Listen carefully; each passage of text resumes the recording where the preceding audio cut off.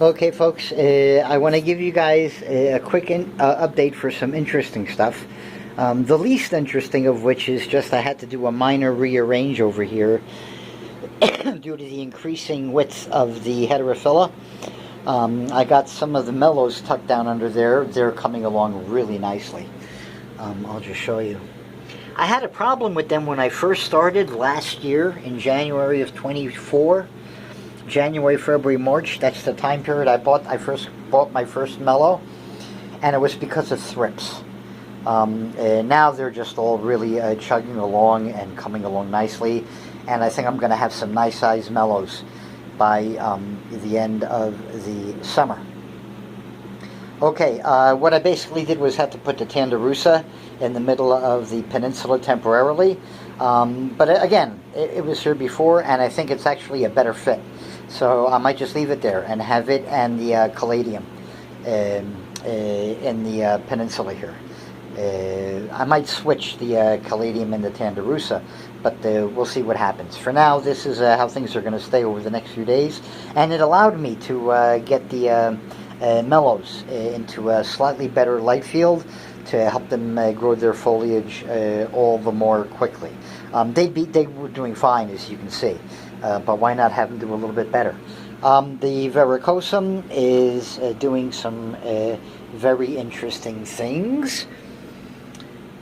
First, I got a new baby leaf coming out at the lowest node that had started to develop growth. Right there. The node above it, which is the middle node of the three I'll be talking about, is also getting ready, I think, maybe to cook me up something. And then it looks like there was a missed node because of the jankies, and now I think I'm back to recovery mode for the upcoming leaf node. So I got my fingers crossed, but I think I'm on the road to recovery, and I think I'm going to end up with 3 active growing growth points. 3 vines total. The main central stem and then these 2 offshoots, which I'm going to hope to keep. And if they get long enough and do well enough, hell, I'll snip them and I'll do a rooting and cup transfer into a new tube, the same way I did the Scindapsus. So that's one of the possibly good developments. The epipremnum and the neonpothos are on their way to recovery. I expected nothing less. I knew they would respond well with the bio-advanced 3-in-1 spray.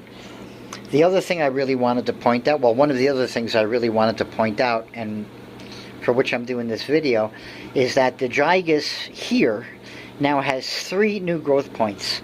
One has an emerging leaf. One is going to have an emerging leaf. And look at the tips. You see that little like mini dental tool or Dremel tool resembling end?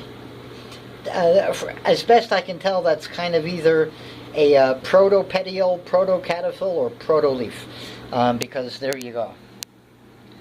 It's like the end of the first cataphyll comes up without a leaf on it. Just that embryonic little thing, and then the first leaf comes out through that sheath.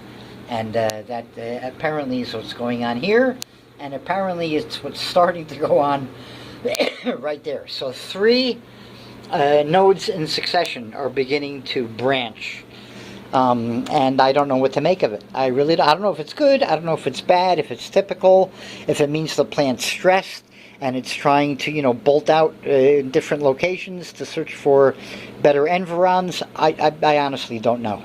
I'm just watching and waiting. I am going to be dropping this in height. I have to remove the lowest leaf first, and then I unhook it from the wall, and I gain 8 inches in height in the optimal light field for the upcoming leaves at the top. That'll happen today, tomorrow. The marble pothos is doing well. The gloriosum's new leaf is really cooking along nicely. The poly, that's the new leaf right there. It is definitely larger than that leaf right there. Very happy with the way that puppy's turning out. The baby heterophylla is looking more and more like a heterophylla with each leaf. The Michelitziana appears to be coming back with some new foliage right there. So yeah, I do think it was just the very beginning of the preface to root rot caused by choking out the plant.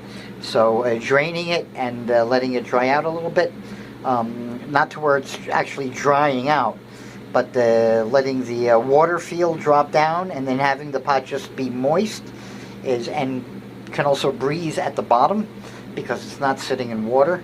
It seems to me, at least for now, to have been the proper corrective measure to take. I did remove a leaf from the cellulums. There was a big leaf right there that was actually also bumping into the ornata, specifically for the ornata, and pulled the ornata forward a little bit. I pulled the medallion forward along with the pictus. The medallion is going to come forward even a little bit more because I want to give the pink princess that's behind it right down there a little bit more light clearance. I pulled the rattlesnake about as far as I need to for now, and the gloriosum and the ornata got rearranged, and now it's the gloriosum and a beginda doing the fill together between the rattlesnake and the ornata. And when the rattlesnake is open and much flatter and lower, it really looks great. There's not that much of a height drop. The Gupersia, flattens out and drops a teeny bit as well, but widens, as does the rattlesnake, and it blends much more nicely than what you see right now into the gloriosum. I'm very happy with the way it turned out. There is the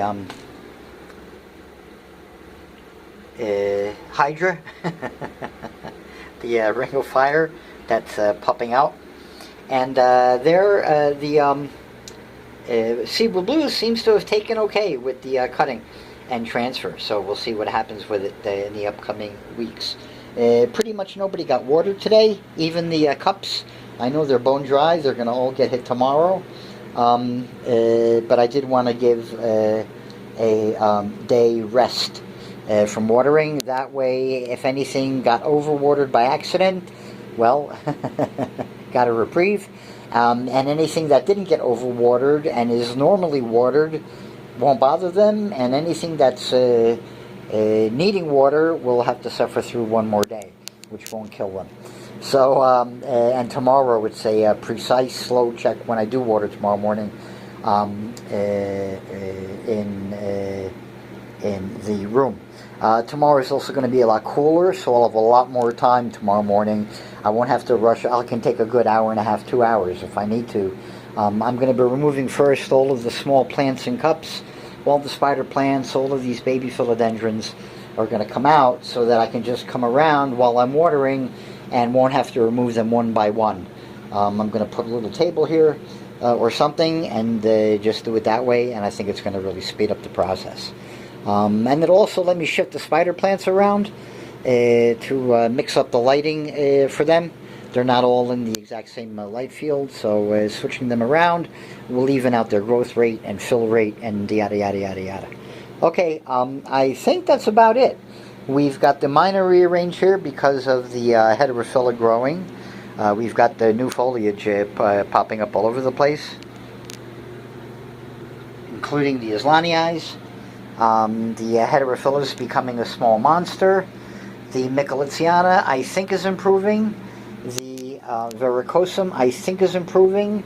The Neampothos and the Epipremnum are almost out of the woods.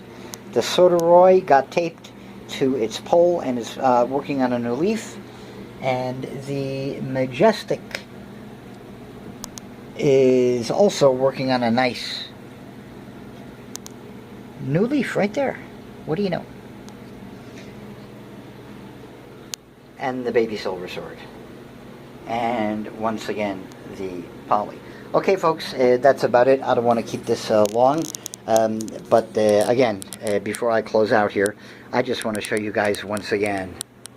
Kaboom, kaboom, and a just beginning kaboom. If anybody watching this has had this happen to them, please let me know and what happened afterwards. if you've gone through the entire process of whatever this is. Okay, have fun.